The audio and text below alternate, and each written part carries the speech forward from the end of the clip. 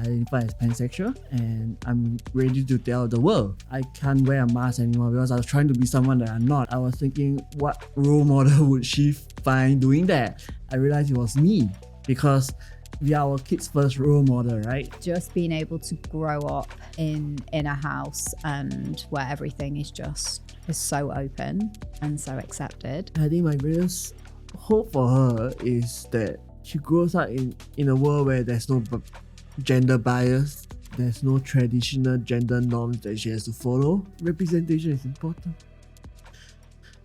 And it's something that I never had.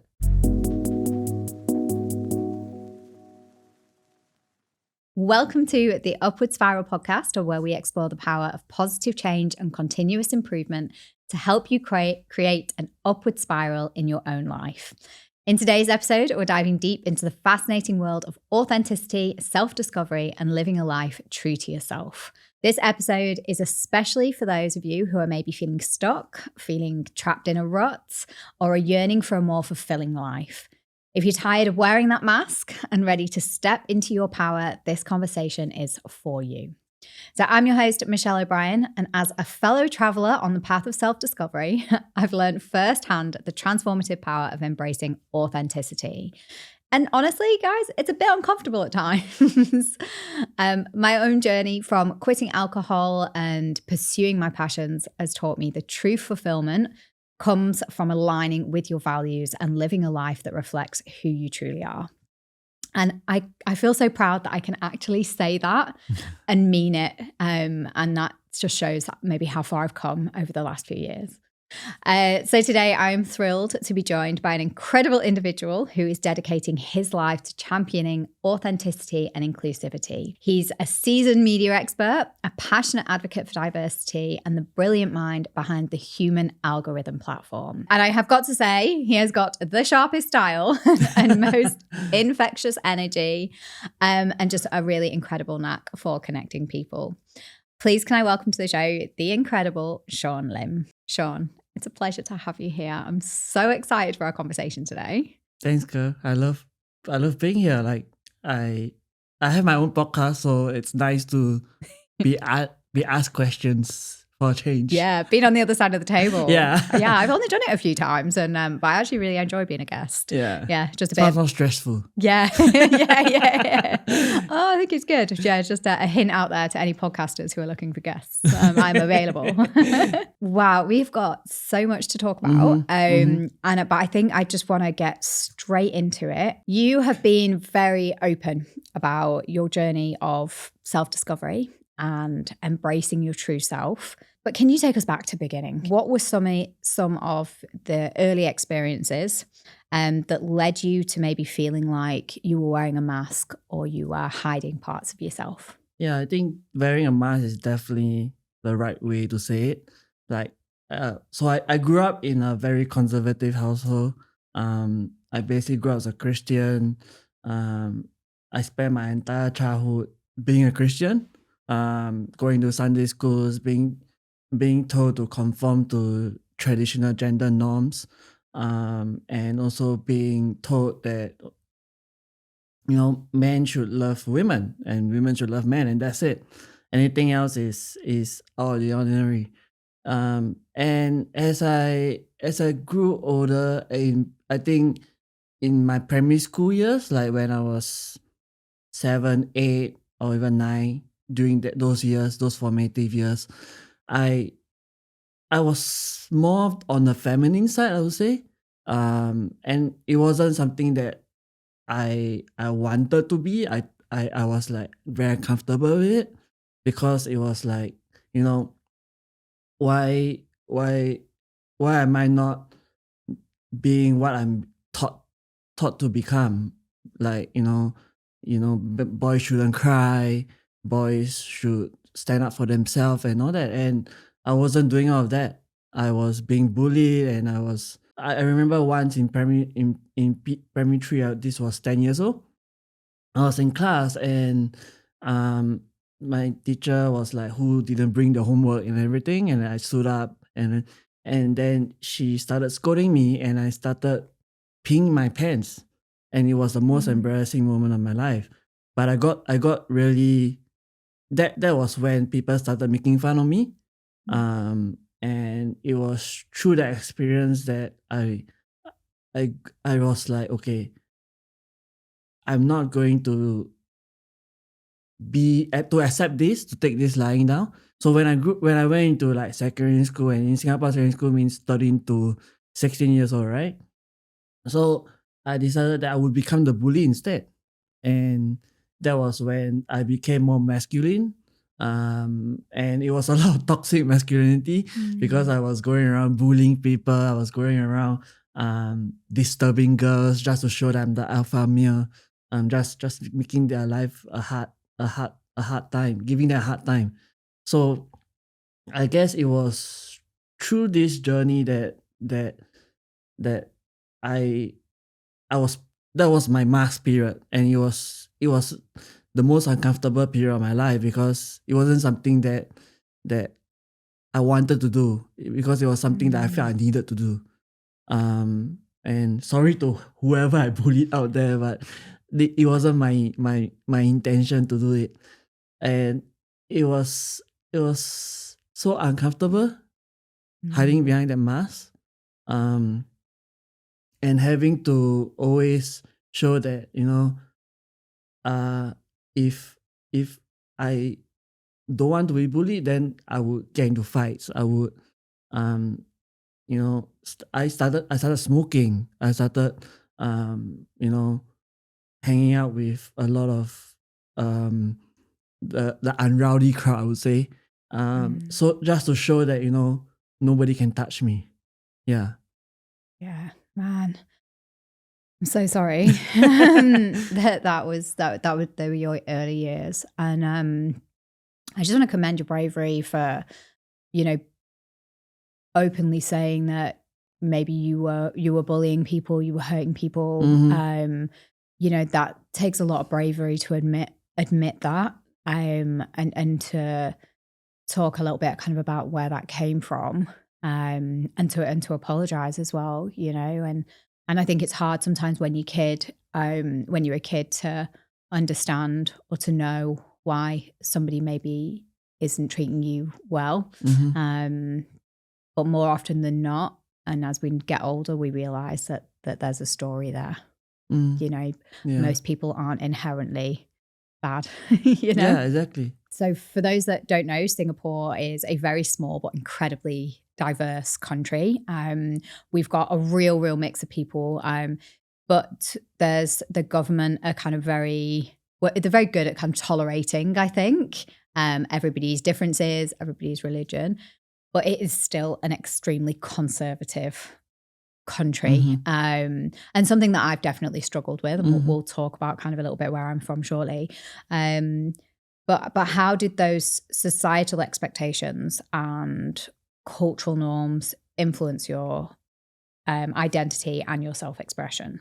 I think when going back to being in school, right? Like, I think as I grew older, I started to also understand that I wasn't just attracted to cis women, cis girls at the point of time, but also attracted to other genders as well. But it wasn't something that I was keen or willing to explore, because as I mentioned earlier, I grew up as a Christian, so it was like every time I would get these urges, I would be like, am I praying wrong? Am I not praying enough? Yeah. And all that. And it was a lot of internalized homophobia that I had. And it wasn't until that I became an adult that I decided that I needed to start living my life truly how I want to live it, because I've been putting on the mask for so long on for such a long time since I was young, and there were a lot of things I wanted to do, I wanted to say that I couldn't, and it was hard not to be able to do that. Started to explore my own sexuality, so I went out with non-binary people, trans people, men as well, and it was through these experiences, because I didn't want it to be something where I was trying to satisfy a fantasy or a need or a fetish in that sense, but it was something that I wanted to do it to come from a genuine place, that to understand how I feel and whether it's something that I knew for a long time that I was. So it was through the experience that I understood that I wasn't just fulfilling a fantasy and a fetish. It was really that I genuinely felt concern, care, love for these people. And as I started to grow older, it like after my early 20s, I would say, when I met my wife, my girlfriend at a point of time. And one thing that I told her was that when we first started dating was that I didn't just date cis women. I would I dated all kind of genders, and she was fine with it. And it's rare to have someone to be fine with it, because as you said, Singapore is such a conservative society that, from young we are taught that a family nucleus is a man, a woman, and their kids, and that's it, right? But I told her that, and we just left it at that. And I wasn't ready to come out at that point of time. I was just telling her that this was what my experience was. I didn't even know what label I had for myself. I didn't even know what I identify with, because I didn't want that pressure of being labeled something to hinder my journey of self-exploration. After you left school, I'm presuming you went into the army. Yeah. And then was it on coming out of the army that you kind of started this journey, or did it take a little bit of time? It's almost literally after the army that I started, because in the army you was still putting on a mask, and you had to be you had to show that masculine side of you. And it was an unhealthy relationship with my body as well, because I was always like trying to get abs, get stronger, and it was like, okay, I would starve myself, I would eat very clean, that kind of thing. And so it wasn't like I was trying to lose weight for a healthy body. I was trying to lose weight so that I would look more man. Yeah. Wow.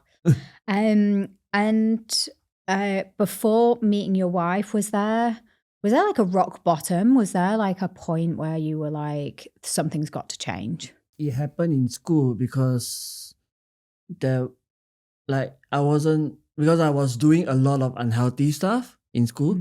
And my rock bottom came when I actually went into juvenile home. I got arrested for trying to get into a fight. I didn't went to the fight, but I got arrested for getting into a fight, for planning a fight, essentially. But that was my rock bottom, because it told me that I can't wear a mask anymore, because I was trying to be someone that I'm not, and I found myself in trouble with the law. And thankfully it didn't escalate from there. It was more like, okay, I was on a probation for 18 months where I had to be back home by a certain time, and had counseling and all that. So that was essentially my rock bottom, because there was no way I could go any further. Like there were some friends that were trying to drag me further, drag me down, but I decided that I had to cut off ties with these friends. I also stopped smoking at that point of time. At 16 years old, I stopped smoking. But yeah, it was changing a lot, that unhealthy habits, taking out that mask, slowly. That what I learned from being rock bottom. You know what's wild to me, and I'm sure anybody that's like living anywhere other than Singapore, is that you got arrested and put on probation for thinking about or planning to have a fight. I wasn't having a fight. I was planning to have a fight. Planning to have a fight. So you didn't even have the fight. Yeah, we talked about it for so long, and then in the end it happened. And then we're like, it's the most embarrassing way to get arrest. Which just shows like how incredibly strict Singapore is, right? Yeah, In yeah. England, they'd be like, "You had a fight, so what?" Yeah. Right? Is everyone okay? I had Okay, you're proper fine. handcuffs on me for planning a flight. Oh my God. Yeah. That is just wild. Yeah. But you know what? At least it did the trick, right? Yeah. And it got you really thinking Yeah. about the person that you maybe wanted to become. Mm. Let's talk about your wife. Because and so straight away she kind of knew maybe what she was getting herself in for. But did she, like, you know, tell us a little bit about your relationship and how that started and evolved?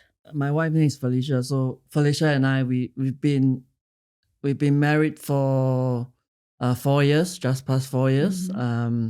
We've been together for 7 years. And I think we started out like normal boy-girl relationship, normal heterosexual relationship. But it was only that after we became parents that I think a lot of things changed, because for both of us, like, being a parent is a monumental event. Like, I'm sure you identify with that. And I think now our priority is our daughter. And our daughter, she's neurodiverse. She has global developmental delay, with the possibility of being autistic. So I think becoming parents taught us a lot of things. And one of the things that taught me especially was being authentic. Because I wanted to create a world where she saw authenticity in everything she did, and being authentic in everything she do as well.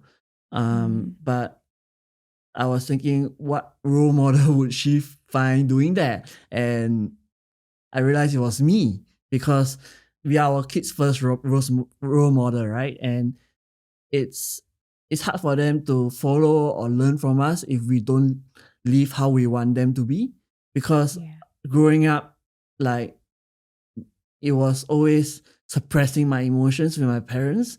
I didn't have the best of relationship with my parents, because it was always like, if I gave feedback, it would be taught back, it would be rude, it would be seen as rude.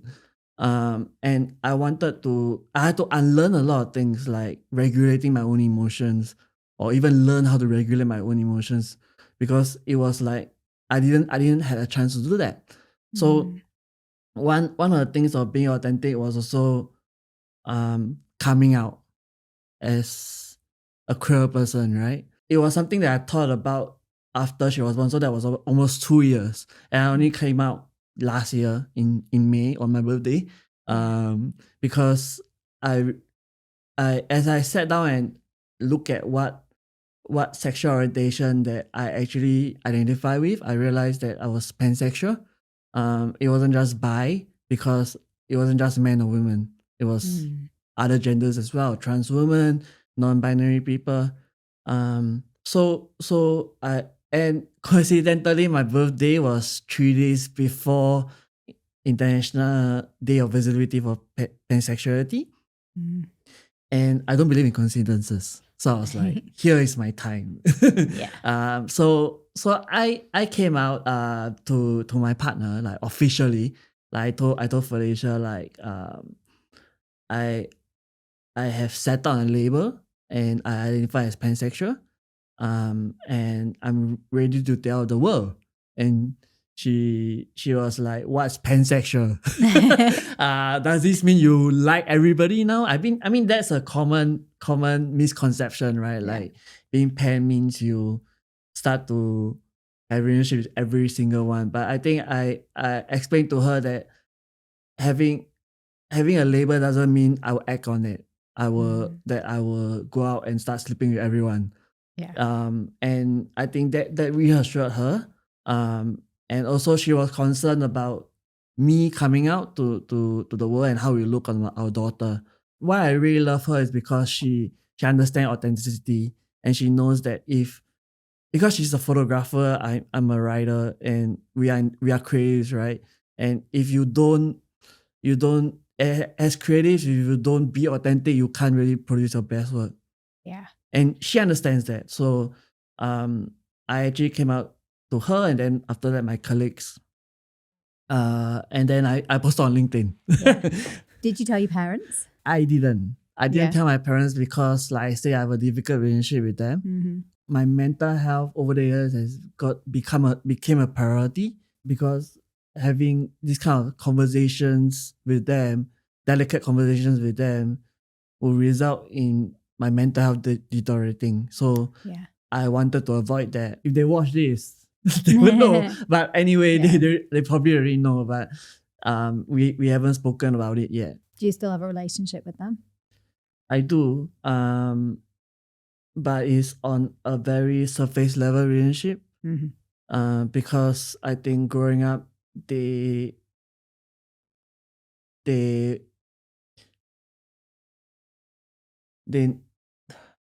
how do I put? I'm going to cry. Oh. I think they understood that being parents meant giving us a roof, providing food on the table, but there was no emotional connection. The emotional connection was lacking. And there were times that I wanted to be able to connect with them. But but connecting with them is so hard because there's a wall between us. And they are walled off in the sense that if I try to explain my feelings, I try to tell them how I'm actually thinking about what they are doing, then it will get into a big argument. And for my mother especially, like, it's always walking around eggshells around her, because she wouldn't communicate with me, and it wasn't and I think it wasn't in her nature to communicate with her, with anyone, and even her family. And being able to, I wish I had a better relationship with my parents. And with my mother, it's like being, like, I just can't talk to her. Like, I've tried so many times. I just can't talk to her because she doesn't acknowledge that she has hurt me. She doesn't acknowledge that she might be wrong sometimes, because she always says that she wasn't taught this way. And like I was mentioning, I had to walk around HR with her. I had to guess whether she's upset or not, and all that. And when I finally figured out, and then we would have that fight, we would have that argument. And it was so hard to be able to relate to them. This isn't the first time I've heard this from my friends, particularly my friends in Asia. You know, I think, yeah, it's a different time now. Mm-hmm. That's why I'm trying to break that cycle. Yeah. Help making sure that my daughter, that whatever I experience, like, I'm not saying that they are bad parents and everything, but I'm trying to unbreak that cycle for my daughter, so that I can create a safe space for her that I never had. Yeah. That if she decides to one day tell me she likes women, I want to be the first to know, and I will support her. And if she wants to transition, sure, why not? Yeah. And be able to be that friend, just be that friend to her. It's something that I want to do. Yeah. I look back at times and I just think, they were doing the best that they could with what they knew and what they had and what they'd been taught. Yeah. And I think, I can relate to that now as a mom on my own, not on my own, with my husband. Sorry, Tim. Is that we're doing the best that we can with what we know. Yeah. And that's all we can do is learn and forgive. Yeah. And I mean, definitely, I've forgiven them, but it's like, it's that relationship that, like, remember during Lunar New Year last year, like, we had a fight. We have a huge fight. My parents and I, we had a huge fight. A few months before Lunar New Year last year, and then I didn't speak to them for until CNY or Lunar New Year. And when we had a moment with each other, my mother asked me like, "Are you still angry with me?" And I was like, "Where do I start? Yeah. Where do I start? Like, if you still don't understand why I've been upset, then we are back to a square one. Like we are going around in circles, and it shows me that they don't really understand what they've done."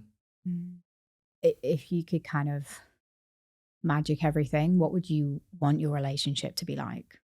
I guess it would be where they would check in with me, and not have that ego of me always being the first one to reach out to them.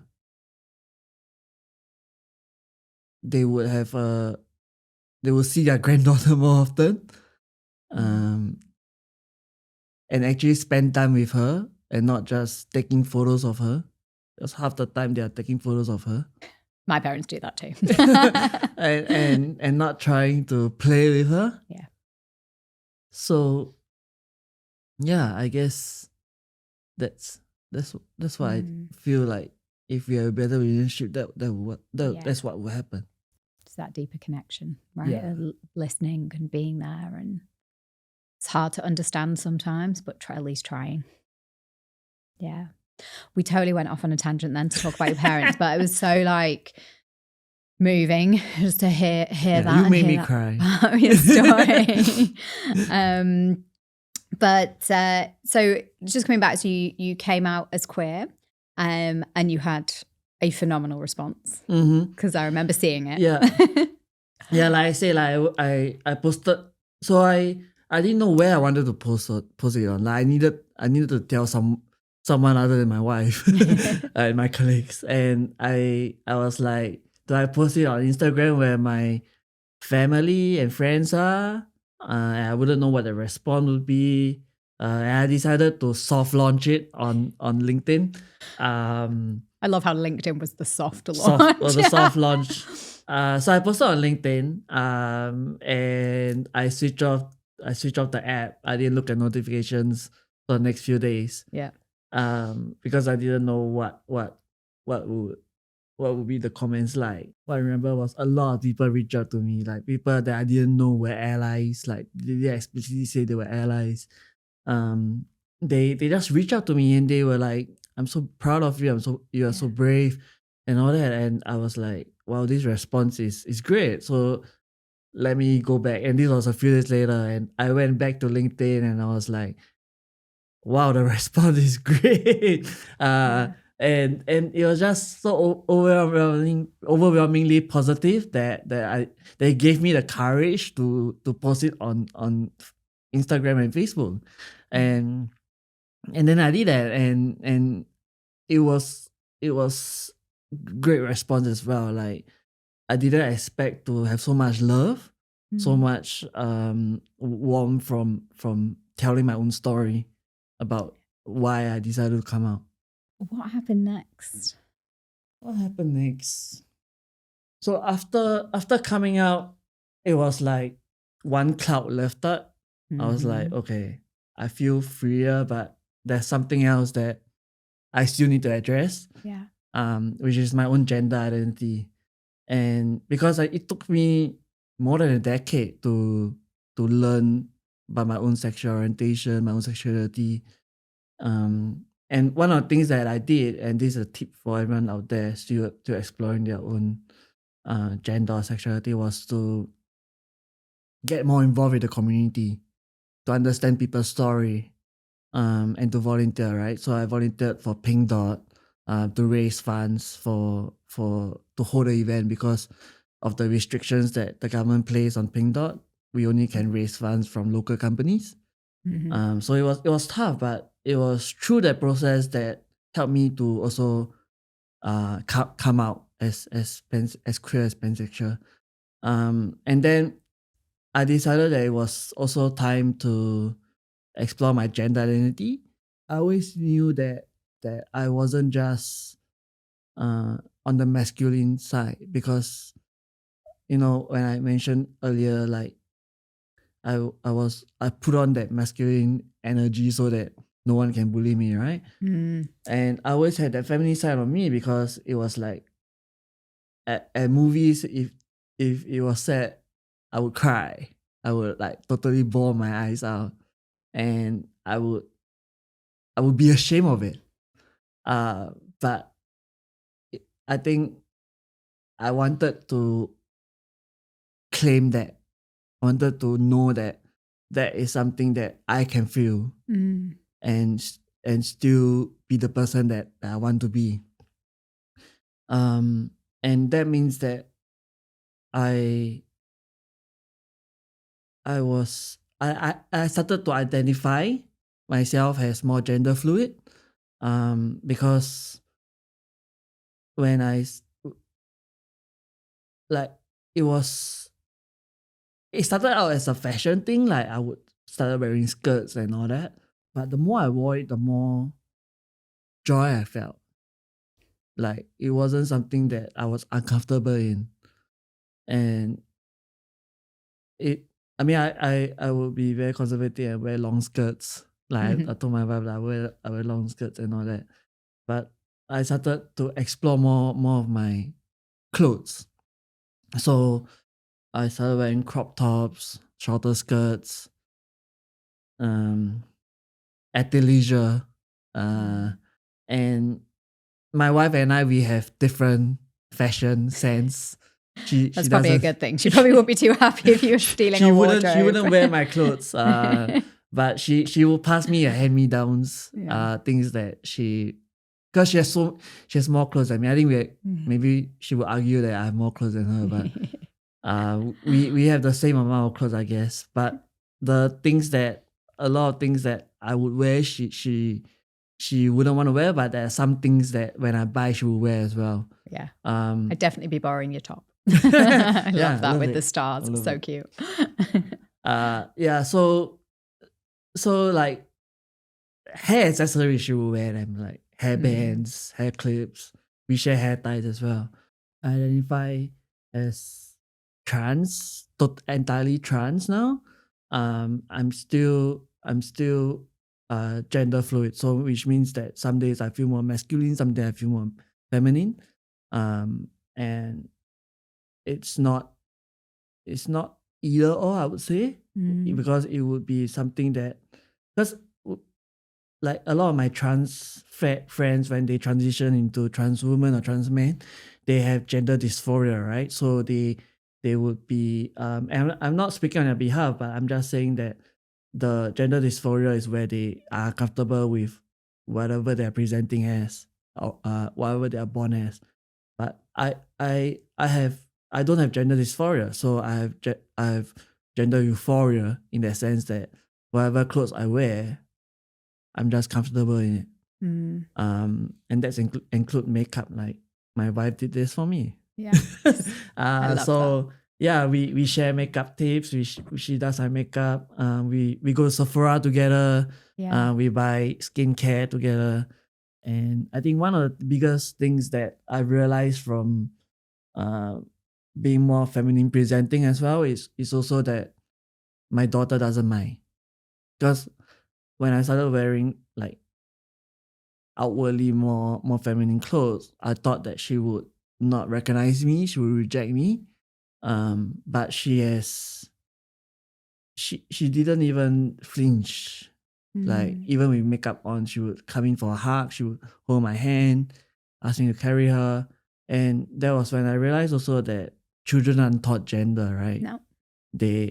Children aren't born to know gender, they are taught gender, sorry. Yeah. And they are told that girls wear pink, boys wear blue, and they grew up their whole life subscribing to gender norms. They're which conditioned. is what I guess is what we both did as well. So that has comforted me, because I know that I can help her to understand that whatever people's differences are, you know, they should be accepted for who they are. I just want to go back to something that you said. You said when I wear these clothes, I feel joy, and it can be that simple and that beautiful. It's like, this makes me feel good. This makes me feel happy. Yeah. And just hang on to that. You know, that's it. It's that's it.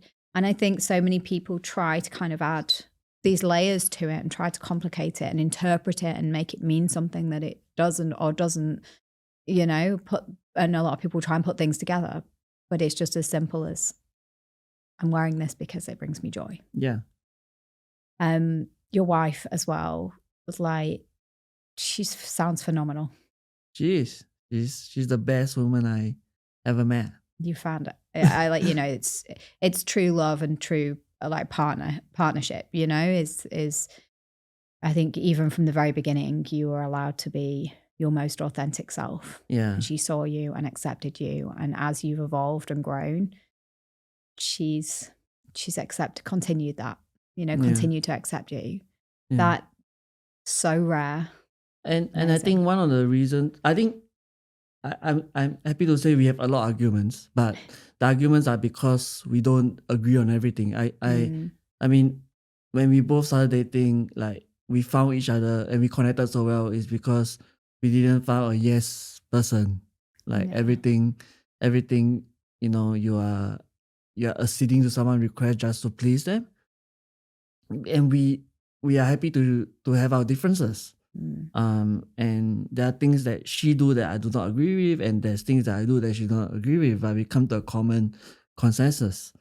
And we talk it out.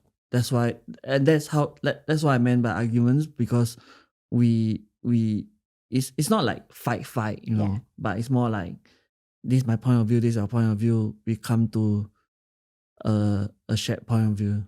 Yeah, it's not like, okay, everything you say I do, everything I say she do, that kind of thing. It sounds like such a healthy relationship. Yeah. It's amazing. And let's just talk about your daughter, who is just so insanely cute, by the way.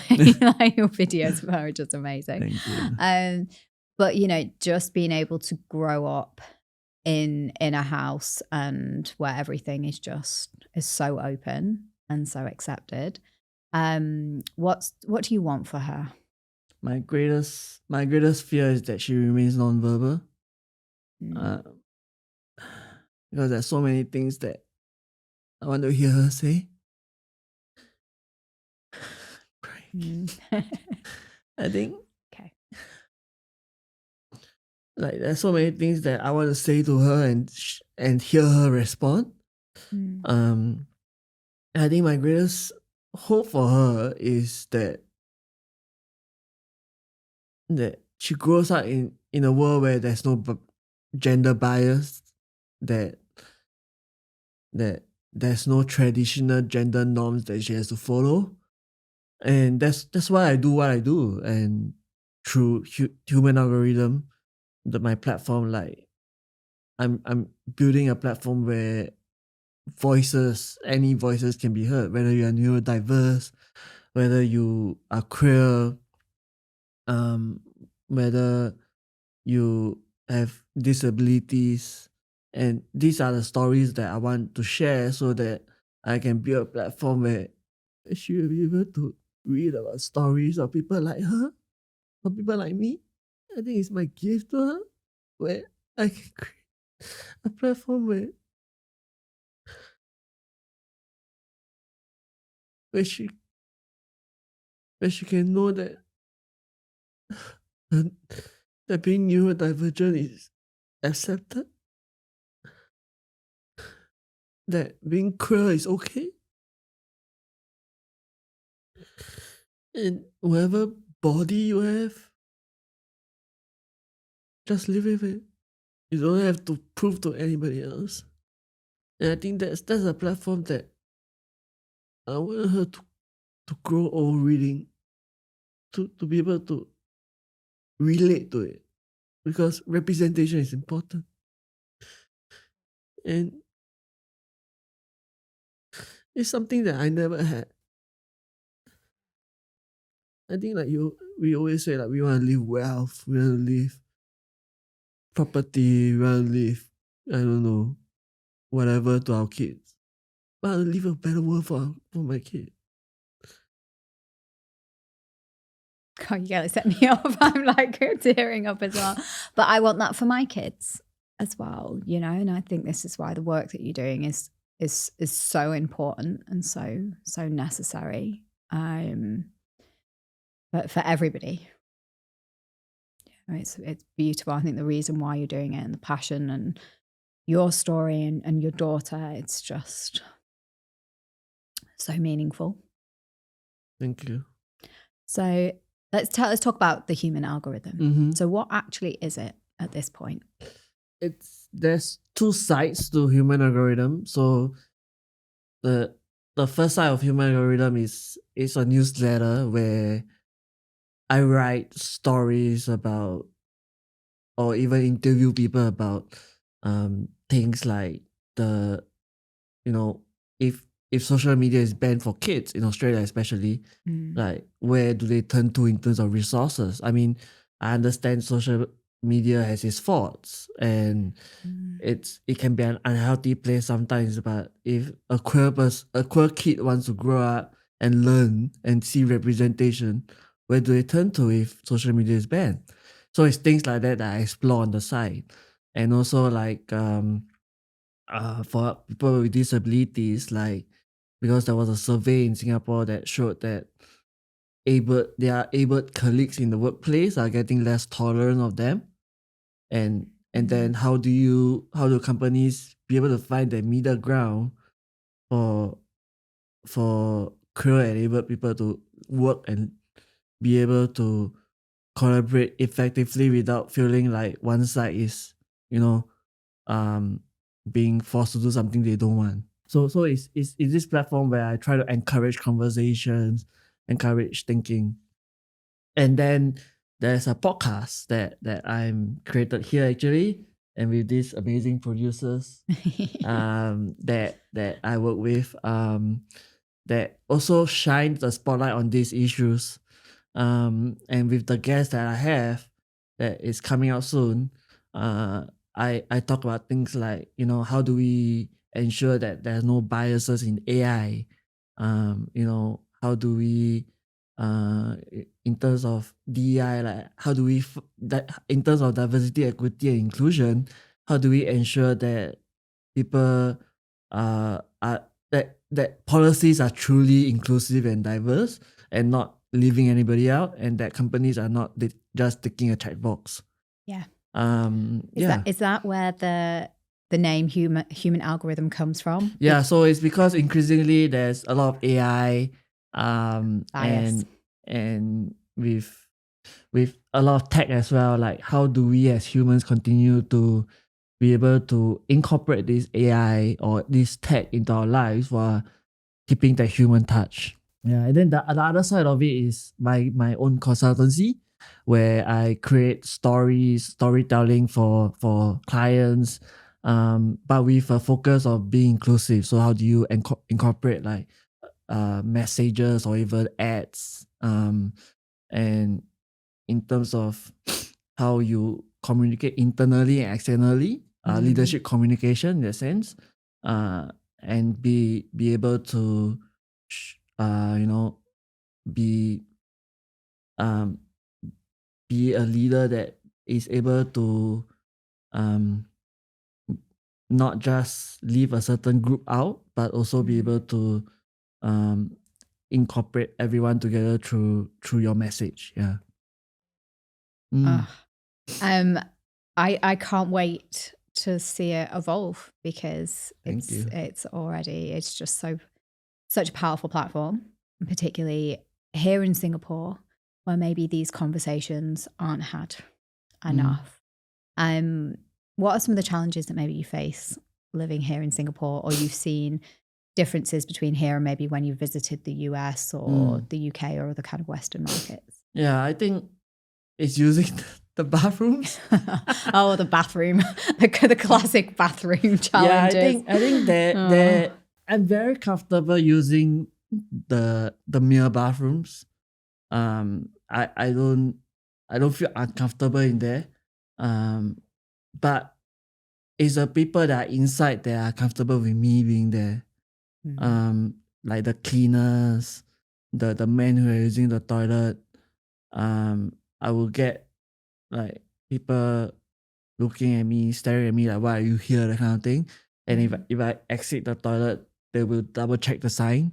Yeah. If they are passing me on the, I'm the going right out, one. they'll be like, am I in the correct toilet? Yeah. So I try to use the accessible toilet as much as I can. Yeah. And I think I was having this conversation with my wife initially, and she was like, why don't you just use the female toilet, women's bathroom? And I was like, yes, I can do that, but I'm consciously aware that there are a lot of cis women who might not be comfortable with trans women in sharing the same space with trans women, sharing the same space with gender fluid people. So it's a tough one to navigate. I think I also just want to caveat for like anyone that's listening who has maybe never been to Singapore. Is it was only recently that the government have made, so up until recently, gay relationships were illegal. Yeah. Is that correct? I'm saying that right? Yeah. Right? I'm like It's the law, the 377A that was repealed 2 years ago. Yeah. Yeah. So which was amazing. But we still, even now, do not see many transgender or gender fluid people on the street. Like, we just compared to say where I grew up in Manchester. Manchester is an incredibly diverse city. It's amazing. Growing up, my parents always had kind of friends of different sexual preferences and orientations. And I grew up, my nights out from being kind of 16 were always in the gay village. My best friend's sister runs a club called the New York, which, and so I was always it was always part of that community. Yeah. And something that I've missed like dearly since moving here. Yeah. Do you think it's because of that law that is the reason why we haven't seen so many people on the street? Do you think it's cultural, religious? Is there? Yeah.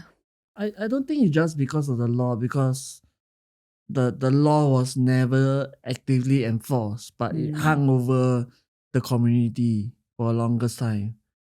And a few reasons to this, because a lot of kids when they start identifying as not different sexuality or different gender identity, then one is their parents would tell them that you are experiencing a phase, and that's why you are not able to explore that.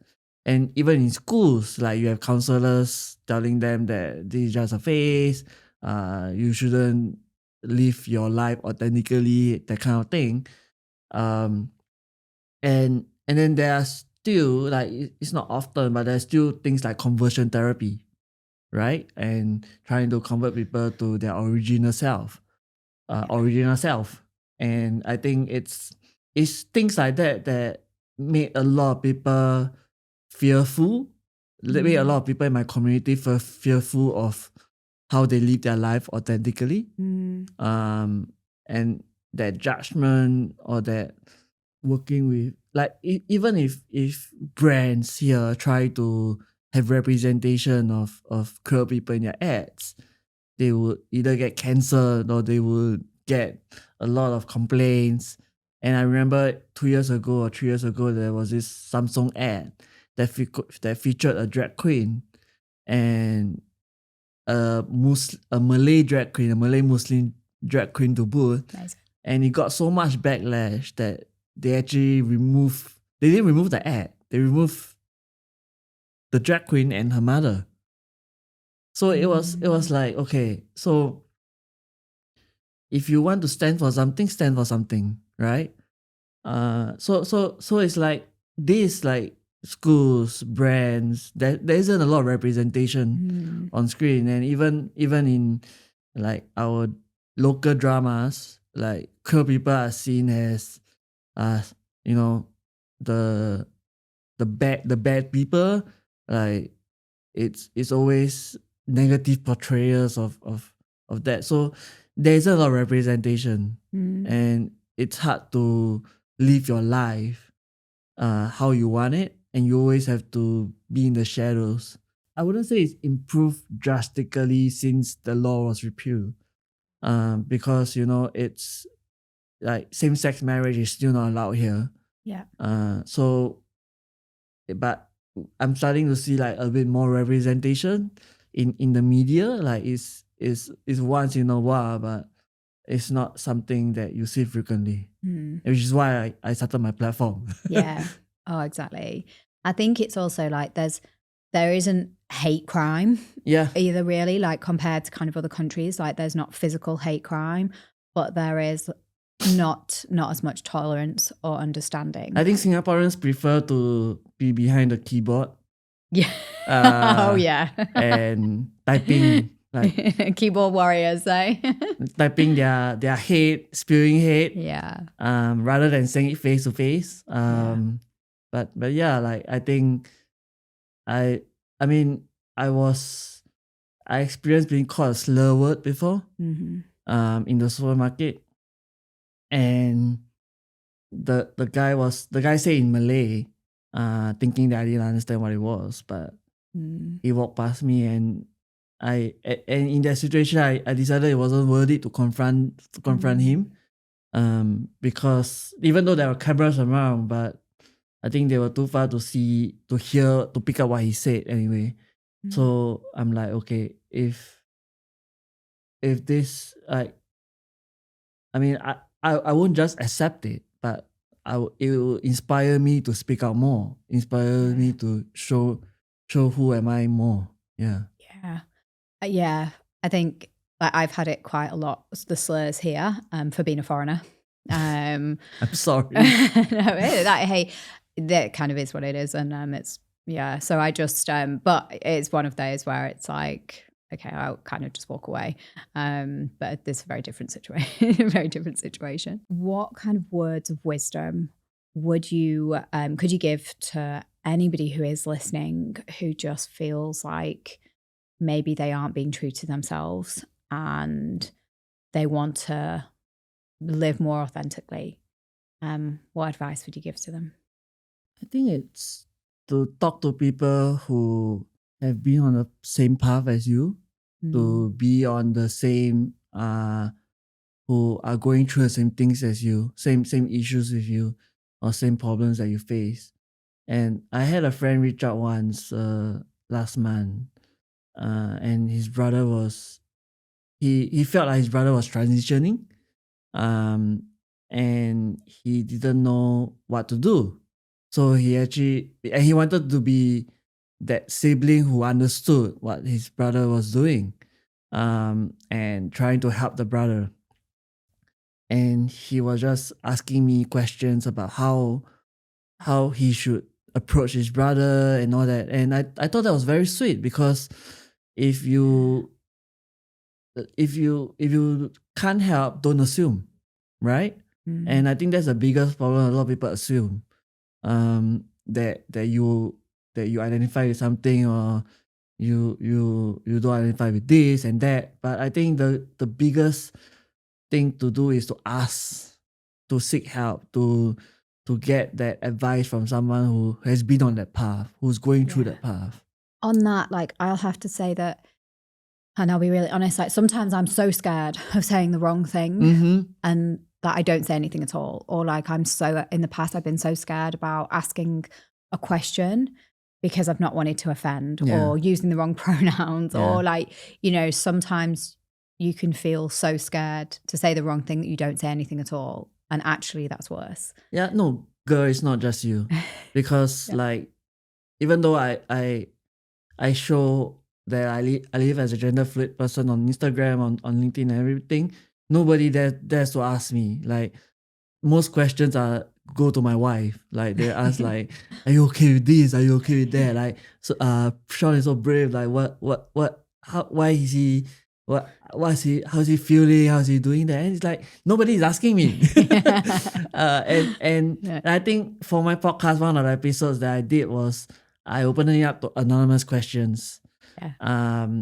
You no name, no emails. I don't know who asked the questions, and I got like almost 20 questions, and people were just going for it. Like every person asked like 3 or more questions, Yeah. and it shows that a lot of people are curious and they want to know, but they're just afraid to ask. I love that. You should start doing like a weekly Instagram live where you're like, I'm going to ask all the questions that I'm going to answer all the questions that people are too scared to ask, because I think that's how we're all going to learn, by asking those questions. Yeah, don't assume, just ask. Yeah. And I think most of the time, I mean, if you come from the place of pure ignorance and you want to learn, I mean, my community will be more than willing to share. Yeah.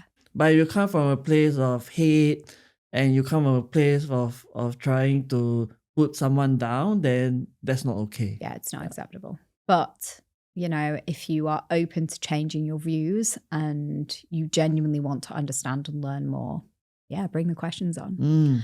And so on that note, I'm going to link to all of Shawn's platforms below for everyone to ask any questions that you, anything that you want to know. I think, Shawn, put you on the spot, but you're going to be ready to answer. Yeah. And not just, as the human algorithm community grows, the more diverse and the more people that come, I'm sure some of your community will be able to help answer those questions as well. Yes. Thank you so much for the conversation today. I feel like you made me cry so many times. I'm so sorry. I definitely didn't mean to make you made me cry a bit as well. But that to me just shows like how passionate you are about the community and the reason why you're doing it and what your mission for life and your daughter. And it just shows to me how true everything is. And I'm so proud of you. You have inspired me so much. It's so beautiful. And I'm so honored that you've come on here and shared your story. Yeah, very happy to. It means so much to me. I love, I just want to say I love what you're doing in terms of showcasing, like, especially like you start from a place of no alcohol, and we are both Whoop users. Oh yeah, we didn't even talk about booze, did we? Come on, Whoop, get some sponsorship in. I'm also a teetotaler like you. Like I stopped drinking since I wore a Whoop since 3 years ago, and having kids, you need sleep. You definitely need sleep. And I try to be in the green a lot of times, but it's hard. So. But coming back to your podcast, I think it's a great place for people to share their stories, not just about alcohol, but so many things. And you're doing great work. Thank you. It's evolving, and I'm just publicly learning as I'm just going with it, and I'm loving every moment. I'm so grateful to you and all the amazing guests I've had, because I'm learning a lot, but I'm learning a lot about myself and everything. The conversations have just been incredible. Thank you to anybody who is still listening. It means so much to both Shawn and I. Please let us know what you think of the episode. Drop us some comments, ask those questions. We'll both be kind of there to answer it. And please check out everything that Shawn is doing. It's absolutely amazing. And until next time, hopefully I'll see you soon. Until next time, keep spiraling upwards. Yeah, I don't know. Can't go on every single time I say it, and it's still in every single episode. So anybody that's actually making it to the end of all of these episodes, you're going to see that I'm cringing every time I say it. But it's there, so I'm going to keep working at it. But thank you very much, and I'll see you soon.